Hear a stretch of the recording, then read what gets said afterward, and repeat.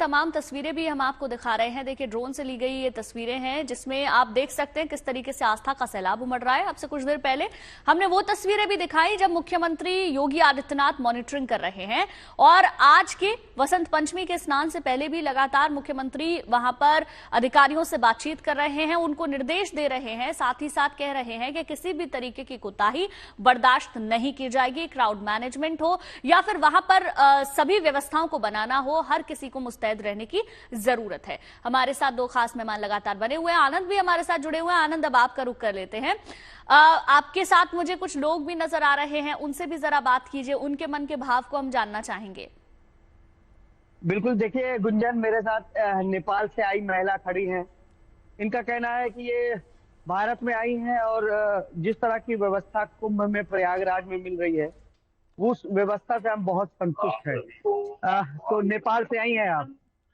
तो नेपाल से काफी दूरी रही, थोड़ा सा काफी दूरी रही, लेकिन कैसी व्यवस्था लगी आपको? हमको बहुत अच्छी व्यवस्था लगी। हम कोटि कोटि प्रणाम करते हैं अपने मोदी जी को, योगी जी को, जिन्होंने ये व्यवस्था की। हमारा हिंदू राष्ट्र आज जो है बहुत ऊंचे पे जाए। हम तो भगवान से यही प्रार्थना करेंगे कि उसका जिंदगी बना रहे, और उन्हीं की वजह से आज हमारा हिंदू राष्ट्र, जय हो हिंदू राष्ट्र की, जय हो समाज की, जय हो। आज जो कुछ हो रहा है प्रयागराज में, यहाँ सब वो श्री योगी जी, श्री मोदी जी के ही से हो रहा है, उनका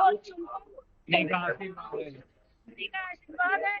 और हम ये भी चाहते हैं, हम नेपाल से हैं, हमारा मैका लखीमपुर खीरी है, हम नेपाल में रहते हैं। हम ये भी चाहते हैं कि नेपाल भी हिंदू राष्ट्र को हम कोटि कोटि को प्रणाम करते हैं। लेकिन आप भावुक क्यों हो गए? आंख में आंसू क्यों आ गया? देखिए, बड़ी व्यवस्था को देख के हमारे लिए वो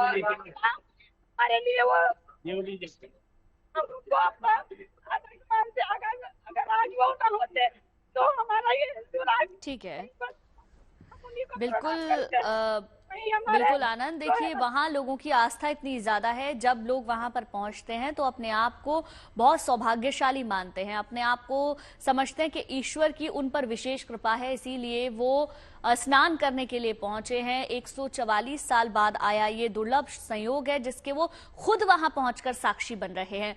लौटूंगी आपके पास। ये दो तस्वीरें लगातार हम आपको दिखा रहे हैं। पहली तस्वीर आप देख सकते हैं, बड़ी संख्या में लोग वहां पर पहुंचे, और दूसरी तस्वीर है खुद मुख्यमंत्री सुबह से मॉनिटरिंग कर रहे हैं आज की तमाम व्यवस्थाओं पर। आप सोचिए, सुबह 6:25 हो रहा है, ठंड है, तो मुख्यमंत्री स्वेटर पहने हुए हैं, लेकिन अभी भी वो वहां पर बैठकर सारी स्थिति, जो भी वहां पर व्यवस्था है, उसका जायजा भी ले रहे हैं, मॉनिटरिंग कर रहे हैं। ये तस्वीरें हम आपको दिखा रहे हैं, और ये देखिए अलग अलग कैमरों की नजर से मेला क्षेत्र में किस तरीके से व्यवस्था बनाई गई है, वो आप इन तस्वीरों के जरिए देख सकते हैं। तो आज का दिन बहुत ज्यादा खास है, माघ पूर्णिमा का स्नान है, और इस स्नान पर खुद स्नान और ध्यान करने के लिए बड़ी संख्या में लोग प्रयागराज पहुंचे हैं। करीब 3 से 4 करोड़ लोगों के आज पहुंचने का अनुमान जताया जा रहा है। हमारे साथ में आचार्य जी भी बने हुए हैं। राज जी, अब आपसे थोड़ा सा मैं समझना चाहूंगी। देखिए, कल्पवासी आज के दिन स्नान करेंगे, ध्यान करेंगे, दान करेंगे, और फिर उनका जो संकल्प है वो पूरा हो जाएगा।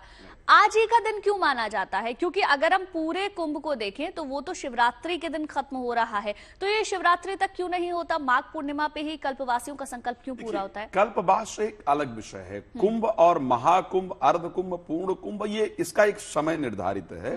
जैसा कि आप सब लोग जानते हैं कि 12 वर्ष तक ऐसा नियम है कि वो जो देवताओं का, जैसे हमारा देवताओं का एक दिवस हमारा एक वर्ष होता है, तो उसके लिए एक पूरा नियम है कि वो इतने दिन तक चलने वाला है। ओके, लेकिन जो कल्पवास का नियम है, कल्पवास हर वर्ष होता है। श्री रामचरितमानस में भी जब वर्णन कर रहे थे कि माघ मकर गत जब रब होई, तीरथ पति आव सब कोई, और देव दनुज किन्नर नर श्रेणी, सादर मज्जहि सकल त्रिवेणी, और ब्रह्म निरूपण धर्म विद वर्ण तत्व विभाग, कहां भगत भगवंत के संयुत ज्ञान विभाग। वेद कहता है कि जो ये एक माह रहेगा वो तीर्थराज प्रयाग के अंतर्गत रह करके हम अपनी आत्म जागृति को कर सकते हैं, परमात्मा से अपने आप को कनेक्ट कर सकते हैं, अपनी जो आध्यात्मिक ऊर्जा है उसकी जागृति कर सकते हैं। तो उसका जो नियम है वो यही इतना है कि प्रतिपदा से लेकर के यानी पौष पूर्णमासी से लेकर के और माघ के पूर्णिमा के अंत तक एक वर्ष, एक महीने का जो ये नियम है,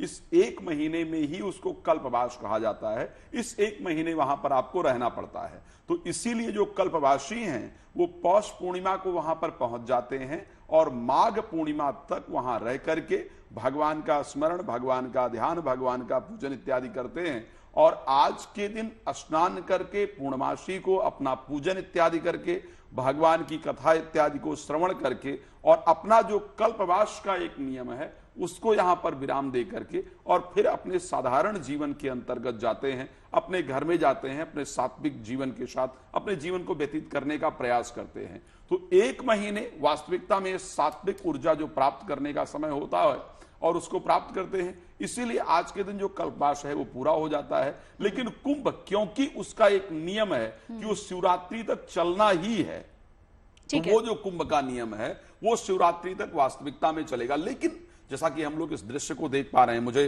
बड़ी प्रसन्नता हो रही है और मैं बार बार कहता हूं कि मैं धन्यवाद करता हूं जीएनटी का कि जो ऐसे सुंदर दृश्य हम सभी को देखने को मिल रहे हैं। और मैं योगी जी को देख रहा था जिस प्रकार बैठ करके कहते हैं, श्री रामचरितमानस का वो दोहा मुझे बहुत सुंदर याद आता है कि मुखिया मुख सो चाहिए, खान पान कहूं एक, और पालई पोसई सकल अंग तुलसी सहित विवेक। तो जो एक मुखिया को होना चाहिए, जो एक राजा को होना चाहिए, जो राजा का कार्य होना चाहिए, वो कार्य शायद योगी जी को करते हुए देखा जा रहा है। वो चाहते तो अपनी रिस्पॉन्सिबिलिटी दे सकते थे कि ये मैंने सबको बता दिया है क्या करना है और मैं आराम से अपना जो बाकी कार्य है या शयन करूं या आराम करूं वो सब हो सकता था। लेकिन नहीं, ये मुखिया का कर्तव्य होता है कि वो प्रत्येक परिस्थिति को बारीकी से देखे और वो योगी जी देख रहे हैं।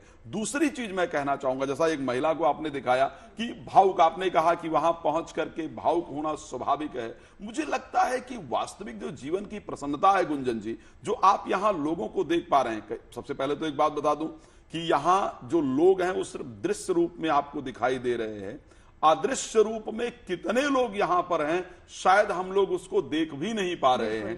शास्त्रों के वर्णन है, जैसा कि उस चौपाई का बार बार अरविंद जी ने कहा कि यह सबको याद हो चुका है। हाँ, ये सनातन की जागृति है और धन्यवाद है जीएनटी का कि ऐसी चौपाइयां बार बार सुनने को मिलती हैं कि लोगों को कम से कम वो चौपाई याद हो गई कि देव धनुज किन्नर नर श्रेणी और सादर मज्ज ही सकल त्रिवेणी। तो यहां पर ये जो लोग दिख रहे हैं यही नहीं है, यहां पर देवता, किन्नर, यक्ष, गंधर्व, सब लोग, नाग इत्यादि सब आकर के उपस्थित हैं। और शास्त्रोक्त विधान है जो उनकी संख्या है वो करीब 68 करोड़ है। तो यहां जो हम 43 या 45 करोड़ की चर्चा कर रहे थे कि अभी लोग आकर स्नान कर चुके हैं, नहीं, वो अगर देखा जाए तो 68 करोड़ से ऊपर लोग यहां अदृश्य रूप में विद्यमान हैं। और शास्त्र ने एक बात बहुत स्पष्ट कहा और मैं कहता हूं, कई बार क्या परिस्थिति हो जाती, किसी ने एक शब्द कहा था कि तुझे बेहतर बनाने की कोशिश में ऐ जिंदगी हम तुझे ही समय नहीं दे पा रहे हैं, माफ करना हम तुम्हें नहीं जी पा रहे हैं। तो जनरली होता क्या है कि अपने जीवन के भाग दौड़ की परिस्थिति में लगे रहते हैं, अपने आप को बेहतर बनाने, अपने आप को प्रतिष्ठित करने की परिस्थिति में लगे रहते हैं और शायद वो प्रसन्नता प्राप्त नहीं होती है। जब आप इस स्थान पर पहुंचते हैं और वहां की सात्विक ऊर्जा को प्राप्त करते हैं तो वास्तविकता में आपका जीवन क्या है। बिल्कुल आचार्य जी, और इसीलिए आप देखिए ये जो जागृति है ये आम लोगों में बहुत ज्यादा हुई है। इससे पहले हमने किसी भी कुंभ में, चाहे वो पूर्ण कुंभ हो, अर्ध कुंभ हो, इतनी बड़ी संख्या में लोगों को जो संगम क्षेत्र है वहां जाते हुए नहीं देखा है, स्नान के लिए नहीं देखा है। आप जहां भी रहते हैं आप उसके आसपास लोगों से बात करेंगे तो कोई ना कोई प्रयागराज जरूर जा रहा है।